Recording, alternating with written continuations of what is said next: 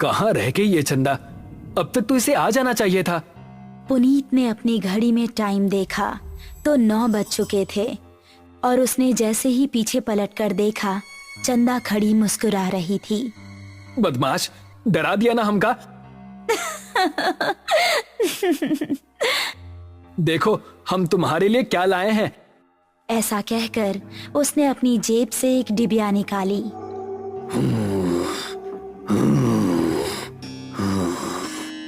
तभी उन दोनों को किसी के सांस लेने की भयानक आवाज सुनाई दी।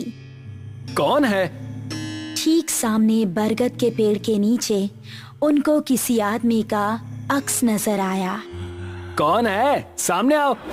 ये सुनकर भी वो आदमी सामने नहीं आया और जोर जोर से सांस लेने लगा। अभी देखते हैं कौन ससुरा है। ये कहकर पुनीत उसके पास जाने लगा। जैसे ही पुनीत उसके पास पहुंचा, उसने भी 2 कदम आगे बढ़ाकर पुनीत का गला पकड़ लिया। उसको देखकर पुनीत और चंदा दोनों का दिल दहल गया। उस आदमी की गर्दन कटी हुई थी और थोड़ी सी खाल में अटकी लटक रही थी। चंदा चिल्लाई और गांव की तरफ ऐसी भागी कि उसने पलटकर नहीं देखा। गांव पहुंची तो उस टाइम पुनीत के पिता घर के बाहर थे। अरे चंदा बिटिया, इतनी डरी हुई काहे लग रही हो? वो पुनीत। चंदा ने हाफते हुए उनको पूरी कहानी सुनाई। पुनीत के पिता ने अपने साथ कुछ आदमियों को लिया और चंदा उन सभी को लेकर उसी जगह पर पहुंच गई। यही जगह थी वो जहां उसने पुनीत को पकड़ा था। उन लोगों ने इधर उधर नजरें घुमाई तो कोई आसपास नजर नहीं आया। तभी चंदा की गर्दन पर ऊपर से कुछ टपका। उसने हाथ लगाकर देखा तो वो खून था। पेड़ की डाली के ऊपर पुनीत की बिना गर्दन की लाश टंगी हुई थी और उससे खून टपक टपक कर नीचे गिर रहा था। शहर से दूर एक छोटा सा गांव सरूपुर। रात के समय सभी अपने अपने घरों में आराम कर रहे थे। बाबूजी, हम जरा अपने दोस्त महेश से मिलकर आ रहे हैं। उसकी तबीयत जरा ठीक नहीं है ना? ठीक है, लेकिन जल्दी आना। जी बाबूजी। ऐसा कहकर वो खुश होता हुआ घर से निकल गया। आज तो सारे दोस्त मिलकर मस्त पार्टी करेंगे, मजा आ जाएगा। जंगल का रास्ता पकड़ लेता हूँ, जल्दी पहुँच जाऊंगा। अभी वो जंगल में आगे बढ़ ही रहा था कि पीछे से उसको आवाज आई। अकेले ही पार्टी करने जा रहे हो? हमका साथ लेकर नहीं चलना है क्या? अरे अर्पणा और दिव्या, तुम दोनों क्यों हर बार हमारे पीछे पड़ जाती हो? हमका साथ लेकर चलते हो कि बोले अभी तुम्हारे बाबूजी से? अरे नहीं नहीं मेरी माँ, चलो मेरे साथ। थोड़ी देर चलने के बाद वो तीनों एक जगह पहुँचे जहाँ रामू और महेश बैठे हुए थे। अबे ये क्या, तू फिर से लड़कियों को साथ ले आया? क्या करता है यार, हर बार की तरह इस बार भी धमकाने लगी थी दोनों। अब क्या करें, हम दोनों को भी अब पार्टी की आदत पड़ गई है। चलो थोड़ी सी शराब पी ली जाए। उसने पास ही रखी बोतल खोली और गिलासों में शराब पलटने लगा।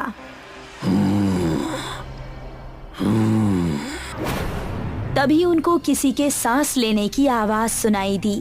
उन्होंने देखा तो पांचों के रोंगटे खड़े हो गए। सामने से कठमुंडू चलता हुआ आ रहा था। उन्होंने कदम बढ़ाए ही थे कि तभी कठमुंडू ने दिव्या को पीछे से पकड़ लिया। उसने दिव्या को इतनी जोर से कसा कि उसके मुंह से खून निकल गया। बाकी चारों अब बेहद डर गए और वहां से भाग निकले। दिव्या उसकी पकड़ में फंसी दर्द से कराह रही थी।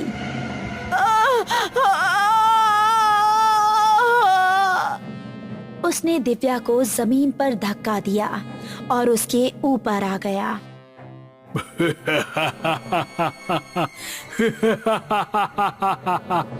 उसने दिव्या के सीने में हाथ डाला और उसके सीने से खून की धारा निकल पड़ी।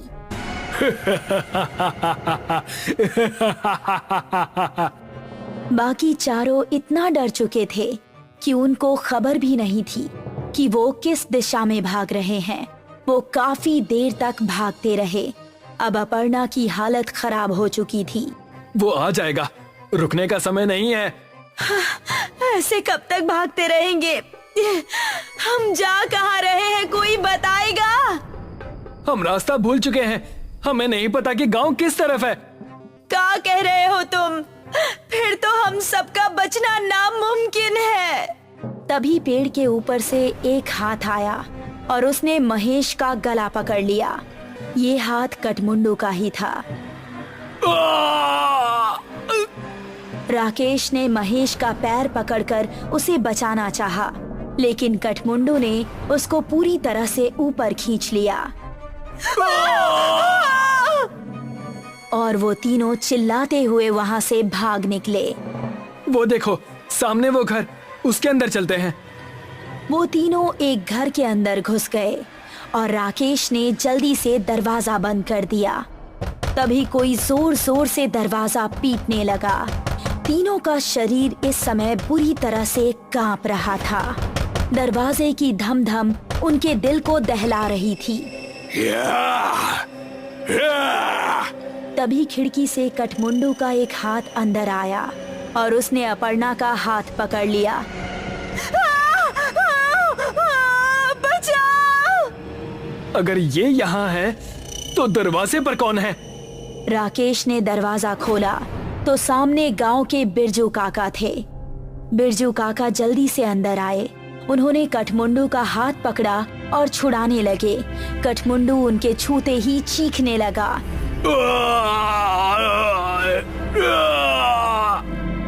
वो चीखता चिल्लाता हुआ वहाँ से भाग गया। तुम ठीक तो हो अर्पणा? मैं ठीक हूँ, शुक्रिया बिरजू काका। तुम लोग यहाँ करने क्या आए थे, वो भी इस समय? हमसे गलती हो गई बिरजू काका, लेकिन ये कौन है और आपको देखते ही वो भाग कैसे गया? ये कठमुंडू है। ये सुनकर वो तीनों एक दूसरे का मुंह देखने लगे। बहुत सालों पहले हमारे गांव में एक डाकू पल्लव सिंह का बड़ा खौफ था। गांव में एक बूढ़ी औरत रहती थी जिसका एक ही बेटा था। उसने धूमधाम से अपने बेटे की शादी की। शादी के अगले ही दिन डाकू पल्लव सिंह ने हमला बोल दिया। उसने पति और पत्नी दोनों को मार डाला और सारे गहने लूट लिए। अपने बेटे और बहू को मरता देख बुढ़िया तड़प उठी। पल्लव सिंह, जिस सोने के लिए तूने मेरा परिवार उजाड़ दिया, यही सोना तेरे लिए अभिशाप बन जाएगा। तू कभी नहीं मरेगा, सिर्फ भटकता रहेगा और इस सोने से हमेशा दूर भागेगा। ये सुनते ही पल्लव सिंह हंसता हुआ वहां से चला गया। कुछ दिन बाद पल्लव सिंह के ही एक आदमी ने उस पर हमला कर दिया। वो उसकी जगह सरदार बनना चाहता था, लेकिन पल्लव सिंह तलवार के हमले से भी नहीं मरा। उसकी गर्दन आधी ही कटी और थोड़ी सी खाल में अटक कर रह गई। उसने अपने सभी साथियों को मार गिराया। उसने अपने उंगलियों में जितनी भी सोने की अंगूठियां पहनी थी वो गर्म होने लगी और उसके हाथ जलने लगे। बुढ़िया का श्राप अब शुरू हो गया था। उसने सभी अंगूठियां उतार फेंकी और जंगल में भाग गया। तब से अब तक वो जंगल में ही रहता है। मेरे छूने से वो इसलिए भाग गया क्योंकि मेरे हाथ में ये सोने का कड़ा है। ये कहानी सुनकर वो तीनों हैरान रह गए। चलो यहाँ से निकलो, वो फिर से आ सकता है। बिरजू काका को रास्ता पता था, इसलिए वो तीनों उनके पीछे पीछे जा रहे थे। जब वो जंगल की सरहद पर आ पहुंचे थे, तभी कठमुंडू वहां आ गया। उसने अपर्णा का पैर पकड़ लिया।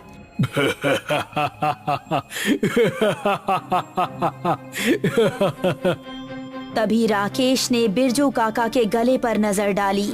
उनके गले में एक सोने की चेन भी थी। उसने चेन को उनके गले से उतारी और कठमुंडू की टूटी हुई गर्दन में डाल दी। उसने चेन को गले से उतारने के लिए जैसे ही छुआ तो उसके हाथ भी जलने लगे।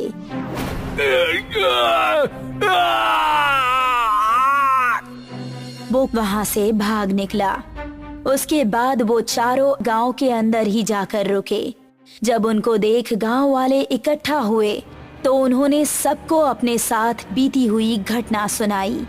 वो दिन था और आज का दिन है। गांव के सभी लोग हमेशा अपने साथ सोने की कोई ना कोई चीज जरूर रखते हैं और अभी भी उनको जंगल में कहीं ना कहीं कठमुंडू